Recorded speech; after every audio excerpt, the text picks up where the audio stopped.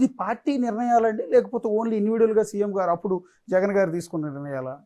జగన్ గారు ఎందుకు చెప్తారు? అప్పుడు అన్న సందర్భంలో ఎవడో ఎమోషనల్ అయింటాడు, ఏదో మనం ఇలా చేస్తే జగన్మోహన్ రెడ్డిని ఇంప్రెస్ చేయొచ్చు అని అనుకుంటారు, ఇంప్రెస్ చేయాలనే కార్యక్రమంలో చేస్తుంటారు.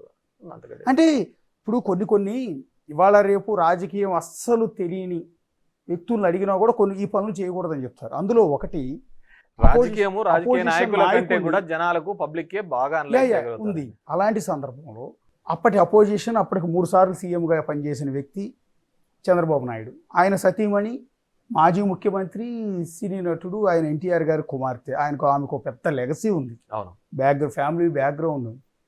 అలాంటి మహిళని ఎంత దారుణంగా కించపరుస్తూ అసెంబ్లీలో కామెంట్ చేశారు, బయట ప్రెస్ మీట్లు పెట్టి కామెంట్ చేశారు.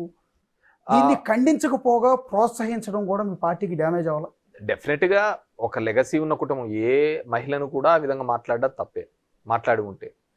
కానీ నేను ఆ రోజు అసెంబ్లీలో నేనైతే లేను, కానీ అసెంబ్లీలో మాట్లాడినారు అనే దానిలకు, లేకుంటే చంద్రబాబు బయటకు వెళ్ళిన సందర్భంలో అయితే దాని గురించి వెళ్ళలేదు. తర్వాత అతను ప్రెస్ మీట్ పెట్టినప్పుడు దాన్ని చూపించడం జరిగింది, ఈ విధంగా చేసినాడని బాధపడుతూ వీడియోస్ రావడం జరిగింది తప్ప, అంతకుముందు అసెంబ్లీలో ఉన్నంత టైంలో మాత్రం ఆ విధంగా అయితే బయటికి పోలేదు. సరే, అతను అక్కడ బయటికి పోయినాక ఆ విధంగా బాధపడినాడా లేదా అని, కానీ దాని తర్వాత సందర్భంలో కూడా అలాంటివి కన్నా జరిగి ఉంటే, అలాంటివి మాట్లాడి ఉంటే ఖచ్చితంగా తప్పిదమే అని కూడా చెప్పి ఉంటే బాగుండేది. అది జరగలేదు. సో దాన్ని ఏ విధంగా చూపించారంటే, ఓవరాల్గా కూడా వీళ్ళంతా ఒక రాక్షసులుగా అతన్ని హరాస్ చేస్తున్నారు, ముస్లోని పట్టుకొని ఏందయ్యా ఇంతగా ఇబ్బంది పెడుతున్నారు అనే ఫీలింగ్ చంద్రబాబు నాయుడు బాగా ఎస్టాబ్లిష్ చేయగలిగాడు. చంద్రబాబు నాయుడు కూడా చాలా తెలివిగా అసెంబ్లీలో కూడా ఎవరు ఉన్నప్పుడు అవతల వాళ్ళు ఎంతగా తిడుతున్నా, అగ్రెసివ్గా మాట్లాడుతున్నా కానీ ఆయన చాలా ఓపికగా ఉన్నాడు. ఎందుకంటే ఆయనకు తెలుసు, నన్ను ఇదే అస్త్రం మీద నేను మళ్ళీ వెళ్ళగలుగుతాను ఎలక్షన్లకు అని చెప్పేసి, అంతే ఒక స్ట్రాటజీగా చూడే బాబుని ఎట్లా తిడుతున్నారు, చూడే బాబుని ఎట్లా తిడుతున్నాడు అనే ఒక స్ట్రాటజీగా చూపించాలనే ఒక ప్రయత్నం చేయాలని చేసినాడు. తెలుగు రాష్ట్రాల్లో ఒక బ్యాడ్ కల్చర్ వచ్చింది. మహిళ లేదు, ఎవరు లేదు, ఎవరికి పడితే వాళ్ళు ఇష్టానుసారం మాట్లాడడము, ఇష్టానుసారం మీమ్స్ చేయడము, పోస్ట్స్ పెట్టడము. అది ఎలా తయారైందంటే, సరే అవతలోడు చేస్తున్నాడు మనం చేస్తున్నాము అంటే అవతలోనికి పనికి మాలనోడని మనం పనికి మాలనోళ్ళం కాలేం కదా. సో అది దానికి ఎక్కడో చోట కట్ కావాలి, సిద్ధాంతపరంగా ఒక తీసుకోవాలి. ఇప్పుడు ఎట్లా తయారైందంటే, సోషల్ మీడియా వచ్చిన తర్వాత ఎవరు మటుకు వాళ్ళు ఇష్టానుసారం పెట్టడము, దానికి ప్రమోట్ చేయడము, వివిధ గ్రూప్స్లలో వేయడము, క్యారెక్టర్ అసాసియేషన్. ఇంతకుముందు భౌతికంగా చంపేవాళ్ళు ఇప్పుడు క్యారెక్టర్తో చంపుతున్నారు. ఆ క్యారెక్టర్తో అంటే భౌతికంగా చచ్చినా పెద్ద ఏముండదు, కానీ క్యారెక్టర్ చచ్చిన తర్వాత మనం ఏం చేసేకి ఉండదు. సొంత పార్టీ ఎమ్మెల్యే రఘురామకృష్ణరాజు, సరే మీ పార్టీ మీద తిరుగుబాటు చేసి ఉండొచ్చు, అవతల పార్టీ వాళ్ళతో కలిసి ఉండొచ్చు, అలాంటి వ్యక్తిని అరెస్ట్ చేయించి కొట్టించడం అనేది, ఇవన్నీ ఎలక్షన్స్ మీద తీవ్రమైన ప్రభావాన్ని చూపించిన అంశాలు కదా. అంటే రఘురామకృష్ణరాజు గారిని సరే ఇప్పుడు ఏదో అది ఇంకా ఎస్టాబ్లిష్ కాలేదు అతను కొట్టినారు అని చెప్పేసి, నాకు తెలిసి ఒక జ్యుడిషియల్ కస్టడీలోకి తీసుకున్న తర్వాత పోలీస్ రిమాండ్లోకి తీసుకోవాలనుకున్నప్పుడు ఒక ఎంపీ స్థాయి వ్యక్తిని నేను ఆ విధంగా కొట్టింటారైతే నేను ఒప్పుకోవటం లేదు. ఇప్పుడున్న స్థానంలో ఎవరైనా కానీ ఆ విధంగా చేసి ఉంటే, మామూలు సామాన్యమైన మీద కట్టినా కానీ ప్రైవేట్ కేసులు లాడ్జ్ చేస్తున్నారు. సో కానీ మేబీ దాన్ని ఎక్కువగా అతను ఎస్టాబ్లిష్ చేయగలిగినాడేమో నేను అనుకుంటున్నాను. కానీ ఒక ఎంపీగా ఉండి అతన్ని తీసుకొని వచ్చి ఆ విధమైన చిత్రహింసలు పెట్టింటారు అని అయితే నేను నమ్మటం లేదు. సో లెట్ ఇట్ బి, ఇప్పుడు జరుగుతోంది కదా ఇన్వెస్టిగేషన్. ఎందుకంటే ఒక సామాన్యుని కొట్టాలి, ఒకటి చెయ్యాలి అన్నా కానీ డెఫినెట్గా కోర్ట్స్లో మళ్ళీ ప్రైవేట్ కేసులు వేయడము, ఏదైనా ఉంటే ఇంజురీస్ చూపించడము, ఇవన్నీ కూడా జరుగుతాయి ఖచ్చితంగా. అటువంటి పోలీస్ అధికారుల మీద కూడా క్రిమినల్ కేసెస్ లాడ్జ్ చేసిన సందర్భం ఎన్నో ఉన్నాయి. సార్, అధికారంలో ఉన్నప్పుడు పార్టీ తరఫున ఎమ్మెల్యేలు, పార్టీ తరఫున ఉన్న నేతలు మాట్లాడే భాష అనేది చాలా కీలకం, అది టీడీపీ వాళ్ళైనా మీ పార్టీ వాళ్ళైనా. సో అది వైఎస్ఆర్ కాంగ్రెస్ పార్టీలో ఆ విపరీతమైన ఫ్రీడమ్ ఎక్కువైపోయిందేమో అనిపిస్తుంది కదా. ఇష్టం వచ్చినట్టు ఆ రోజు ఉన్న పవన్ కళ్యాణ్, చంద్రబాబును, పార్టీ లీడర్ని, మంత్రులుగా పనిచేస్తున్న వాళ్ళు కూడా బూతులు మాట్లాడటం, తిట్టడం, ఇదంతా జనాల్లోకి పార్టీ అంటే నెగిటివ్గా పోలేదా? దాన్ని కంట్రోల్ చేసే ప్రయత్నం ఎందుకు చేయలేదు అని? తిట్టమని ఏమి అధినాయకత్వం ఏమి ఆ విధంగా చెప్పింటది నేను అనుకోవటం లేదు. కానీ టు ఇంప్రెస్ ఆ విధంగా మాట్లాడే, ఇప్పుడు నేను అంటారండి అందరూ కొడాలి నాని గారు ఆ విధంగా ఇష్టానుసారం, కొడాలి నాని అమ్మ మొగుడా అనేది వాడుతుంటాడు, కొద్ది కఠినమైన భాషలో మాట్లాడుతుంటాడు, కానీ లాజిక్గా చెప్తూ ఉంటాడు. కానీ మాట్లాడే భాషలో నువ్వు ఎంత యారగెంట్గా, ఎంత కఠినంగా మాట్లాడతాను. అవతలోడు మాట్లాడినా నువ్వు మాట్లాడడం కూడా తప్పే. సరే ఎవరో ఇంప్రెస్ అవుతారని చెప్పేసి వీళ్ళు కూడా మాట్లాడు. ఇవన్నీ డెఫినెట్గా ఇట్స్ ఎ కౌంట్ అండి. ఇప్పుడు మనం చేస్తున్న దానిలలో యాంటీ ఇంకమెన్సీ అక్యుములేట్ అవుతా పోతున్న దానిలో ఇలాంటి ఒక్కోటి అవన్నిటిని కూడా కలుపుతా పోతుంటాయి. అవతల వాడు మాట్లాడుతున్నప్పుడు కూడా ఓహో దీని వల్లనే చేసింటారు, దీని వల్లనే అయ్యి ఉంటుంది అని చెప్పేసి అనుకుంటున్నాను. ఇప్పుడు మీ పార్టీలో మీరు అధికారంలో ఉన్నప్పుడు జగన్ గారిని వీరుడు సూర్యుడు అనుకోని వాళ్ళు, ఆయన దేవుడు అన్న వాళ్ళు కూడా వన్స్ ఓటమి పాలవగానే పార్టీ విడిచి వెళ్ళిపోతూ ఉన్నారు. ఎవరు మంత్రులుగా పనిచేసిన వాళ్ళు వెళ్ళిపోతున్నారు. బాలినేని శ్రీనివాసరెడ్డి, ఆళ్ళ నాని లాంటి వాళ్ళు డిప్యూటీ సీఎం చేశాడు ఆయన ఏకంగా. తర్వాత ఎమ్మెల్సీలు ఇచ్చారు, ఎంతమందినో కాదని. వాళ్ళు ఎంపీలు వెళ్ళిపోతూ ఉన్నారు.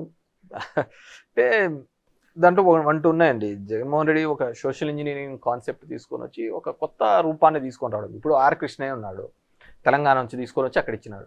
హీ విల్ రిప్రజెంట్ బీసీల తరఫున తప్పిదమే కదా. ఏం రిప్రజెంట్ చేసినాడు? చేయలేకపోయినాడు కదా. సో అట్లా వెళ్ళిన వాళ్ళకు దాంట్లో ఒకరిని అనేక లేదు, పెట్టేకి లేదు. సో నేనేమంటానంటే సిచ్యువేషన్ ఎప్పుడైతే నువ్వు టఫ్గా ఉంటుందో అప్పుడు ఎవడైతే నిలబడతాడో వాడు నాయకుడిగా ఎదుగుతాడు. ఆ సందర్భంలో నువ్వు తట్టుకోలేక చిన్నవి నా ఇంటి మీదకి వచ్చినారు, నా ఆస్తులు కొట్టేస్తున్నా, నా భూములు తీసుకుంటున్నా, నా డబ్బులు పెడుతున్నా, నా మీద కేసులు పెడుతున్నారు అని పార్టీ మారుతా అంటే ఇంకా నువ్వు నీలో వ్యక్తిత్వం ఏముంటుంది?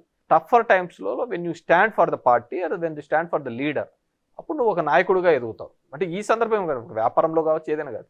సింపుల్ థింగ్ చెప్తాను. జగన్మోహన్ రెడ్డి గారు నాకు ఎందుకు అంత ఇష్టము, వైఎస్ఆర్ కాంగ్రెస్ పార్టీతో, నాకు వాళ్ళ కుటుంబంతో, మాకు థర్డ్ జనరేషన్ రాజారెడ్డి గారిని చూశాను, రాజశేఖర రెడ్డి గారిని చూశాను, జగన్మోహన్ రెడ్డి గారిని చూశాను. ఎందుకు అంటే ఎంతోమంది ముఖ్యమంత్రుల కొడుకులు వచ్చినా కానీ జగన్మోహన్ రెడ్డి అనే వ్యక్తి అక్రాస్ ద ఆల్ ఆర్డ్స్ నిలబడి, చంద్రబాబు నాయుడు లాంటి వ్యక్తికి అతని కుతంత్రాలకు నిలబడి, జైలుకు పోయి వచ్చినా కానీ, ఫైనాన్షియల్గా ఇబ్బంది పడినా కానీ నిలబడినాడు, గెటాన్ అయినాడు, ఒకసారి ముఖ్యమంత్రి అయినాడు, ఎవడు కాలేదు. సో ఇప్పటికు కూడా ఒక పాలసీలో రెండు భావజాలాల మీద పార్టీలు నడుస్తాయి. ఇప్పుడు భావజాలాలు ఎక్కడ ఉన్నాయి? లేవు కదా పార్టీలలో. అంతా డబ్బులకే పోతున్నారు తప్ప, అవకాశవాదం తప్ప భావజాలాలు. రెండు భావజాలు, చంద్రబాబు నాయుడుది ఒక వ్యక్తిత్వం పోతుంది, దానికి అగెనిస్ట్ వ్యక్తిత్వం అనేది జనంలో ఉంటుంది.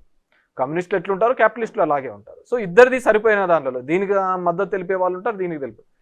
నేను చంద్రబాబు యొక్క ఆలోచన విధానాన్ని ఇతను వ్యతిరేకిస్తే జనంకి ఏదో మేలు చేయాలని వాళ్ళ నాన్న నుంచి, వాళ్ళ తాత నుంచి ఒక లెగసీని మా నాన్న పేరు నిలబెట్టాలనే కార్యక్రమంలో చేస్తున్నప్పుడు ఐ అప్రిషియేట్ హిమ్. ఎందుకంటే ఒక నాయకుడిగా ఒక చిన్న వయసులో నిలబడినాడు అక్రాస్ ద ఆల్ ఆర్ట్స్.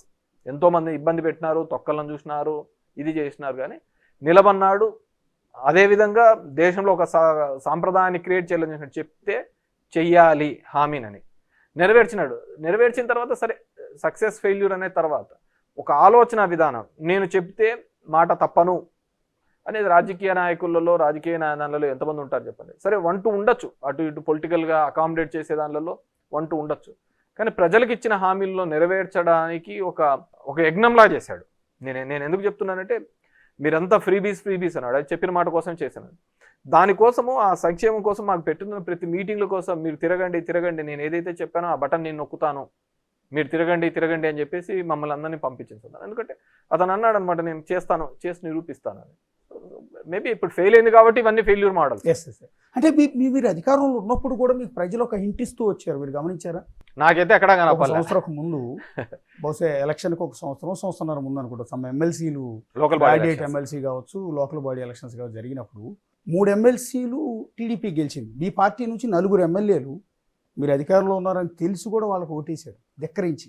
అంటే సో ఇవన్నీ హింట్స్ అనిపించలేదా మీకు? అరే తేడా కొడుతుంది. ఎప్పుడైనా కానీ గ్రాడ్యుయేట్ ఎలక్షన్స్ ఎప్పుడే కానీ యాంటీ గవర్నమెంట్ జరుగుతాయి, అది రాసి పెట్టుకోండి. యాంటీ గవర్నమెంట్ జరుగుతాయి గ్రాడ్యుయేట్ ఎలక్షన్స్. ఎందుకంటే బేసిక్గా ఎంప్లాయీస్ అనేవాళ్ళు మాకు అప్పటికే నెగిటివ్ అయిన మాట వాస్తవం. సో వాళ్ళు బాగా పోలరైజ్ చేసేది, గ్రాడ్యుయేట్స్ని వీళ్ళందరినీ బాగా పోలరైజ్ చేసినారు. అండ్ ఆ ఎలక్షన్స్ కూడా మేము సరిగ్గా చేసుకోలేకపోయాం.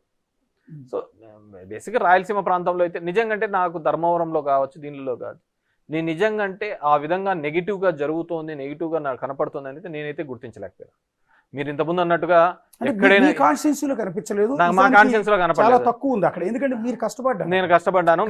మీ మాదిరిగా కష్టపడిన ఎమ్మెల్యే లేరు ఆ పార్టీలో. నిజానికి మీరు అన్నట్టు జగన్ గారు ప్రతిసారి మీటింగ్ పెట్టి గడప తిరగండి అని టార్గెట్లు ఇచ్చి, ఒక్కొక్కరికి ర్యాంకులు ఇచ్చి, ఇంత హడావుడి చేసి తిరగని వాళ్ళ ఎమ్మెల్యేని పట్టుకుని తిట్టేవాళ్ళు మీటింగ్లో. అంత చేసినా కూడా చాలా మందికి ఒళ్ళొంగల. మీరు తిరిగారు మీ మేబీ విషయంలో నేను నా నియోజకవర్గం అదే నాకు మొత్తం అదే ఆ బాయిలో కప్పలాగా నేను దాంట్లోనే బతికానేమో, అందుకు ప్రపంచం ఏం జరుగుతుందో నాకు కనపడలేకపోయింది. సో నాకైతే కనపడలేదు. సరే కానీ జగన్మోహన్ రెడ్డి గారు చూడండి, మీరు పొలిటికల్ సిస్టంలో 90 మంది క్యాండిడేట్లను మార్చినాడు. అవును, అంటే మోర్ దాన్ 50% క్యాండిడేట్లను, 12 మంది ఎంపీలను, 78 మంది ఎమ్మెల్యే క్యాండిడేట్లను మార్చి సోషల్ ఇంజనీరింగ్ అని చెప్పి తీసుకు ఎవడైనా ఇంత ఈ విధంగా చేస్తారో చెప్పండి. అంటే ఐపాక్ మీద ఆధారపడ్డాడని కదా. ఐపాక్ అనేది కాదు, నువ్వు జనంలోకి తిరగలేదు, నువ్వు జనంలోకి తిరగలేదు అని చెప్పి మార్చినాడు. ఏం చెప్పాలా? సో కాదండి, అదంతా కూడా ఐపాక్ సజెస్ట్ చేసింది, ఐపాక్ ఏది చెప్తే అది చేశాడు. ఐపాక్ చెప్పింది కాబట్టి 90 మందిని మార్చాడు. ఎవరు వీళ్ళు 90 మంది ఎమ్మెల్యేలు అంటున్నారు, వీళ్ళు తిరగలేదని చెప్పింది ఐపాక్, వీళ్ళు మారిస్తే తప్ప ఇక్కడ గెలవలేదు. అంటే దీంట్లో రెండు ఉన్నాయండి. ఇక్కడ కేసీఆర్ ఎప్పుడైతే మార్చలేదు కాబట్టి ఓడిపోయినాడు అని ఒక వచ్చిందో, ఇక్కడ అందరూ ఏమంటారు, టీఆర్ఎస్ కన్నా క్యాండిడేట్లను మార్చింటే కన్నా గెలిచేదేమో అని చెప్పేసి. It's big question again. So ఈయన ఇక్కడికి వచ్చిన తర్వాత మార్చలేదు కాబట్టి మనము అది మా కష్టమైనా నష్టమైనా ఏదైనా కాబట్టి మార్చేద్దామని చెప్పేసి ఆ 78 మందిని మీరు అనుకున్నట్టుగా ఆ 78 మందిని మార్చినాడు. ఆ 78 మంది చోట ప్రతి క్యాండిడేట్ కూడా 10 నుంచి 15 వేల ఓట్లు ఖచ్చితంగా ఇన్ఫ్లుయెన్స్ చేస్తాడు కదా. ఇప్పుడు చూడండి, తెలుగుదేశం పార్టీకి కృష్ణదేవరాయలు కావచ్చు, మాగుంట కావచ్చు, వేమిరెడ్డి కావచ్చు, మేము క్యాండిడేట్లను ఇచ్చినాం వాళ్ళకు. వాళ్ళ 40 ఏళ్ళ పార్టీ రాజకీయ చరిత్ర అంటాడు, వాళ్ళకి ఎంపీ క్యాండిడేట్లే లేకపోతే మేము ఇచ్చినాం వాళ్ళకి ఎంపీ క్యాండిడేట్లు. లేదంటే ఆ 3 ప్రాంతాల్లో వాళ్ళ క్యాండిడేట్లే లేవు, తీసుకొని వచ్చి ఇచ్చినామా లేదా?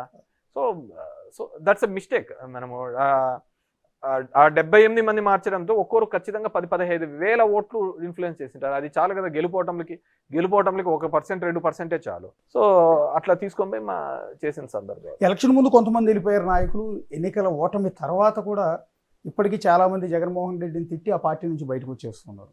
సరే, తిట్టిన వాళ్ళ సంగతి వదిలేద్దాం. పద్ధతిగా బయటకు వచ్చిన విజయసాయి రెడ్డి గారి గురించి మాట్లాడుతున్నాం. ఎందుకు వచ్చాడు ఏంటనేది ఎవరికి అర్థం కావట్లేదు. మీకేమన్నా ఐడియా ఉందా? నాకు కూడా పెద్ద ఇది లేదు. నాకు విజయసాయి రెడ్డితో మొదటి నుంచి సంబంధాలు తక్కువే. నేను బేసిక్గా అతన్ని కూడా పొలిటికల్గా కూడా ప్రెజర్స్ పెట్టినారని నేను అనుకుంటున్నాను. ఆ కాకినాడది రోజు కంటిన్యూస్గా పేపర్లలో చూస్తున్నాం కదా, సెటిల్ అయింది అనుకున్నారు. కానీ ఇంకా ఈడీ కేసులు ఇవన్నీ కూడా, అప్పుడు విజయసాయి రెడ్డి మాత్రమే కేసులలో ఉండే నిందితుడు. ఈ రోజు వాళ్ళ కుటుంబం వచ్చింది. సో ఎంతైనా కానీ కుటుంబం మీద వచ్చేకల్లా ఆ సెన్సిటివిటీ వేరు. సో మేబీ ఆ విధంగా ఆలోచించినాడు. సరే, అతని వల్ల పార్టీకి మంచి జరిగిందా, నష్టం జరుగుతుందా, లేకుంటే మేలా ఇది అనేది మా ప్రాంతంలో అతను రీజనల్ కోఆర్డినేటర్గా లేదు. సో అక్కడ ఉన్న ఉత్తరాంధ్ర నాయకుల్ని, ఉత్తరాంధ్ర ప్రజలను అడిగితే వాళ్ళు చెప్తారు ఆయన వల్ల పార్టీకి నష్టం జరిగింది ఆ ప్రాంతంలో, లేకుంటే ఆయన ఉండింటి లాభం జరిగేదా అని చెప్పేసి ఆ విధంగా మనకి. అంటే బేసిక్గా రాజశేఖర రెడ్డి గారికి కేవీపీ రామచంద్రరావు గారు ఆత్మ అని చెప్తుంటారు. ఆ టైప్లో జగన్ గారికి ఆత్మ విజయసాయి రెడ్డి అని చెప్తూ ఉంటారు. ఎందుకంటే మొదటి నుంచి ఆయనతో పాటు నడిచిన వ్యక్తి, ఆ కుటుంబంతో అత్యంత సాన్నిహిత్యం ఉన్న వ్యక్తి. రెండోది, ఆయనతో పాటు సిబిఐ కేసుల్లో అక్యూజ్డ్ నెంబర్ 2గా ఉండి జగన్ గారితో పాటు జైలుకు కూడా వెళ్ళొచ్చిన వ్యక్తి 16 నెలల పాటు. అంటే చాలా కీలకమైన వ్యక్తి. అలాంటి వ్యక్తి పార్టీని వేడటం వల్ల ఎఫెక్ట్. రేపల్లి అతను కూడా మాన్నాడు కదా, అతనికి కౌన్సిల్ ఓడిపోయినా కానీ, అతనికి చేసినా కానీ, మోపిదేవికి తర్వాత రాజ్యసభ చేసినా కానీ అతను కూడా మాన్నాడు కదా. దాంట్లో ఆత్మ పరమాత్మలు అనేది ఎక్కడ ఉన్నాయండి? ఆత్మలు పరమాత్మలు అన్ని వేరే. ఇప్పుడు రాజశేఖర రెడ్డి చనిపోయిన తర్వాత కేవీపీ గారు వాళ్ళ కుటుంబానికి ఉండాలి, మరి ఆయన ఏం లేడు కదా. ఆయనతో పాటు ఉన్న తెల్ల జుట్టు సూర్యుడు ఉండే ఆయన కూడా జగన్మోహన్ రెడ్డితో ఏం సేల్ కదా. That depends. కొంతమంది ఇప్పుడు మా నాన్నతో కంఫర్ట్గా ఉన్న వాళ్ళు నాతో ఉండాలని ఏం లేదు, నాతో ఉన్న వాళ్ళు నా తమ్ముతో ఉండాలని లేదు, నా కొడుకుతో ఉండాలని ఏం లేదు. సో మేబీ అంత టఫ్ టైంలో నిలబడిన అతను మేబీ ఇప్పుడు నిలబడలేము అనే ఒక అదే చెప్పాను కదా, కుటుంబంలో ఉన్న వాళ్ళ మీద కేసులన్నీ వచ్చేకల్లా ఇబ్బంది పడుతున్నాడేమో అనుకుంటున్నాను. ఎందుకంటే అంత పెద్ద వ్యక్తి పార్టీ నుంచి వెళ్ళిపోతే అతను నిలబడతాడు, తన కుటుంబం నిలబడలేకపోయిందేమో, అల్లుడు కుటుంబం నిలబడలేకపోయిందేమో. అదేనండి, ఇలాంటి సందర్భంలో విజయసాయి రెడ్డి లాంటి కీలకమైన వ్యక్తే పార్టీ వీడితే మిగిలిన పార్టీ నాయకులందరిలో కూడా ఒక అలజడి మొదలవుతుంది, ఆందోళన మొదలవుతుంది కదా.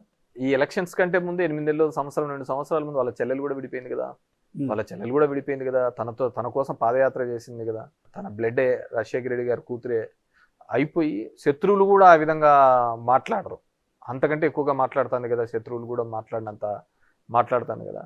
వాళ్ళమ్మ విజయమ్మ కూడా ఇది విభేదించింది కదా.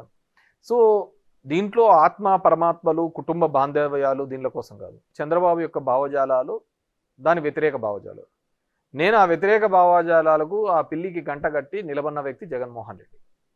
నేను అతనితో ఉన్నాను. జగన్మోహన్ రెడ్డి అనే వ్యక్తే లేకపోయి ఉంటే ఇంకేముంటాండే? ఒక డెమోక్రటిక్ సిస్టంలో లీడర్ ఆఫ్ అపోజిషన్ ఎంత స్ట్రాంగ్గా ఉంటా అంటేనే ప్రజాస్వామ్యం ఉంటుంది. నేను 151 రావడము తప్పే, చంద్రబాబు నాయుడుకి ఇప్పుడు 164 రావడము తప్పే. రెండూ తప్పే. ఆంధ్ర ప్రజలు చాలా ఆలోచించుకొని చేయాలి. ఎవడు నాయకుడు బాగుంటాడు, ఎవరి వల్ల అయితే దీనిలోకి బాగుంటుంది. ప్రజాస్వామ్యంలో ఇది లేకపోతే, ప్రతిపక్షం అనేది లేకపోతే వీళ్ళు ఆడిందే ఆట. ఎవడు ఏ అబ్రహీం లింకన్ చెప్పినా, ఇంకో రాజకీయవాది ఎవడు చెప్పినా కానీ ఇప్పుడు కాంగ్రెస్ అనేది కన్నా బలం పడకపోతే మోడీది ఇష్టారాజ్యం అయిపోతుంది కదా. సో ఇప్పుడు కూడా అంతే, తెలుగుదేశం పార్టీని కూటమిది ఇప్పుడు ఇష్టారాజ్యం అయిపోయింది ఆంధ్రప్రదేశ్లో. డెఫినెట్గా ఇవన్నీ కూడా మార్క్ మై వర్డ్స్ మళ్ళీ రిపీట్ అవుతుంది. మళ్ళీ 5 సంవత్సరాల్లో ఖచ్చితంగా వైఎస్ఆర్సీపీ మళ్ళీ ఎనికి వస్తుంది, గెలవబోతుంది. అంతే, దాంట్లో వేరే. అంటే మన వైపు నుంచి ఏ తప్పు లేకుండానే కన్న తల్లి బయటికి వెళ్ళిపోయింది, కన్న తల్లి తోడబుట్టిన చెల్లెలు బయటికి వెళ్ళిపోయింది. సో ఆత్మ అని చెప్పుకునే విజయసాయి రెడ్డి కూడా బయటికి వెళ్ళిపోయాడు. మీరు చెప్తున్నట్టు ఆయనతో పాటు జైలుకెళ్ళిన మోపిదేవి లాంటి వ్యక్తి బయటికి వెళ్ళిపోయాడు. సో ఎందుకు అంటే మన వైపు నుంచి ఏ తప్పు లేకుండా ఎంతమంది మనల్ని విడిచి మనల్ని కాదు అనుకుని బయటికి వెళ్ళిపోతున్నారంటే? ఆమె ఎప్పుడు 2 years బ్యాక్ వెళ్ళింది కదా. సరే, వాళ్ళ పర్సనల్ ఇష్యూస్, ఏదో ప్రాపర్టీస్ ఇష్యూస్, ఇంకోటో విజయమ్మ గారు నేను కూతురుగా నిలబడాలా అని చెప్పేసి ఫస్ట్ ఇక్కడ తెలంగాణలో పార్టీ పెట్టింది షర్మిలమ్మ. మళ్ళీ ఎందుకు వచ్చిందో అక్కడికి తెలియదు. సో వచ్చినప్పటి నుంచి వాళ్ళు ప్రతిపక్షాలని టార్గెట్ ఏం చేసుకోలేదు. జగన్మోహన్ రెడ్డి అంటే వాళ్ళు ఏదో cinema the greatest wars are with the closest people అని చెప్పేసి పెద్ద యుద్ధాలన్నీ దగ్గర మనం చూసుకున్న కురుక్షేత్రం కూడా దాయాదులతోనే జరిగింది తప్ప వేరే వాళ్ళతో కాదనమాట. సో ఇది కూడా అలాంటిదే. సరే, మేబీ ఒక్కొక్క రీజనింగ్ ఉండొచ్చు, నేను అంత డెప్త్గా మనకు తెలియదు. కానీ సో నేను ఒకటే ఆలోచించినది, ఇంతకుముందు చెప్పినట్టు చంద్రబాబుకు ఒక అగైనెస్ట్ ఒక లీడర్ నిలబడాలి. ఒక దమ్మున్నోడు డెఫినెట్గా వీళ్ళని ఛాలెంజ్ చేసి నిలబడతాడు అనే వ్యక్తి. ఇప్పుడు నేను సింపుల్ థింగ్ చెప్తాను. తెలంగాణలో కూడా చూడండి, రేవంత్ ఎందుకు అంత క్రేజ్, మాస్ ఫాలోయింగ్, అంతగా జనాలు ఎందుకు వచ్చినారు? He is a non compromisable leader with KCR. మిగతా వాళ్ళతో కాంప్రమైజ్ కావచ్చేమో, కానీ కేసీఆర్కి ధీటుగా నిలబడి వీళ్ళకు కోసం పోరాడే వ్యక్తి ఎవరైనా ఉన్నారు అంటే అది రేవంత్ అని ఎస్టాబ్లిష్ చేసుకోగలిగినాడు. బికాజ్ ఏం చేసినాడు, కేసీఆర్ చాలా మందిని ఆ విధంగా ఎస్టాబ్లిష్ కావాలనుకున్న లీడర్లు అందరినీ కూడా తన మాటలతోనో దీనితోనో తొక్కిపడేసినాడు. జానారెడ్డి గారు కనపడక, జానారెడ్డి గారు నేను మంచి మిత్రులు, నేను వాళ్ళ ఇంటికి భోజనానికి పోవాలనుకున్నాను, ఈ విధంగా ఉండాలనుకుంటున్నాను అన్నకల్లా జనాలకు కూడా ఇదేందా జానారెడ్డి వీళ్ళిద్దరు ఏదో కుమ్మక్కైనట్టున్నారే అని చెప్పేసి. అదే రేవంత్ అనే వ్యక్తిని ఆ విధంగా మాట్లాడలేడు. రేవంత్ను కూడా ఆ విధమైన ఫైట్ ఇచ్చినాడు కాబట్టి యాంటీ ఇన్కంబెన్సీ మీద ఎస్టాబ్లిష్ కావడం జరిగింది. అదేవిధంగా చంద్రబాబు అనే వ్యక్తి మీద ఏకైక లీడర్ ఎవరు ఫైట్ చేయగలుగుతాడు ఈ రాష్ట్రంలో అంటే అది జగన్మోహన్ రెడ్డి. మీరు మన ఆంధ్రప్రదేశ్ రాష్ట్ర రాజకీయాలు ఎక్కడా లేనంత డిఫరెంట్గా ఉంటాయి. ఇక్కడ Telugu Desam party, BJP party, Janasena party, Congress, CPI, CPM, ఇంకేమైనా మిగిలిపోయిన అన్ని పార్టీలు కూడా టీడీపీ అన్ని ఒకటి ఉంటాయి. జగన్మోహన్ రెడ్డి ఒక సైడ్ ఉంటాడు. సో ఆ system we have to appreciate, we have to go. డెఫినెట్గా జనం తరపున నిలబడతాడు, జనం తరపున ఫైట్ చేస్తాడు, ఎత్తి చూపుతాడని నేను. అంటే మీరు పదే జగన్మోహన్ రెడ్డి గారు ప్రతి సభలోనూ ఒక ముఖ్యమంత్రి స్థాయిలో ఉండే వ్యక్తి పవన్ కళ్యాణ్ ఉద్దేశించి కారులను మార్చినట్టు పెళ్ళాలను మారుస్తాడు, 3 పెళ్ళిళ్ళు 4 పెళ్ళిళ్ళు అంటూ బహిరంగ వ్యాఖ్యలు చేయటం అనేది అవతల వ్యక్తికి సింపతి తెచ్చిపెడుతుంది, నీ మీద నెగిటివిటీ తెచ్చిపెడుతుంది. పైగా సీఎం స్థాయిలో ఉన్న వ్యక్తి బహిరంగంగా అలా మాట్లాడొచ్చా? అది పవన్ కళ్యాణ్ ప్లస్ అయింది కదా. డెఫినెట్గా ప్లస్ అయింది. దాన్ని ప్లస్గా చేసుకున్నాడు కూడా. ఇప్పుడు చిరంజీవి అలాంటి సందర్భం ఒకటి, చిరంజీవి వచ్చి సార్ అన్న టికెట్లది అదేదో చిన్న వీడియో క్లిప్ పెట్టినాడు. అంతకుముందు మాట్లాడినది అన్ని పక్కకు పోయినాయి. ఆ క్లిప్నే చూసి మా అన్నని ఇట్లా అంటారు, ఇది అంటారు. పవన్ కళ్యాణ్ ఒక స్టాండర్డ్గా ఉంటాడు అనేది ఒక మాట మీద ఈరోజు ఏది చెప్తాడో దాన్ని మళ్ళీ కంటిన్యూ చేస్తాడని ఏం లేదు. ఎందుకంటే చంద్రబాబుని ఎలా తిట్టాడు, బీజేపీని ఎలా తిట్టాడు, లేకుంటే అందరిని ఎలా తిట్టాడు, మళ్ళీ ఇప్పుడు ఎలా పొగుడుతున్నాడు, మళ్ళీ ఎలా తిడతాడు, ఇవన్నీ అతను వదిలే. కానీ మీరు అంటున్నట్టుగా భారతీయ సంస్కృతిలో భాగంగా అలాంటివి తప్పు అని చెప్పే ప్రయత్నం చేసినట్టు, కానీ ఆ చెప్పే విధానం అనేది ఆ పద్ధతి కాదు అని నేను అనుకుంటున్నాను. మేబీ దానివల్ల కూడా పవన్ కళ్యాణ్కి అడ్వాంటేజ్ అయి ఉంటుందని నేను అంటున్నాను.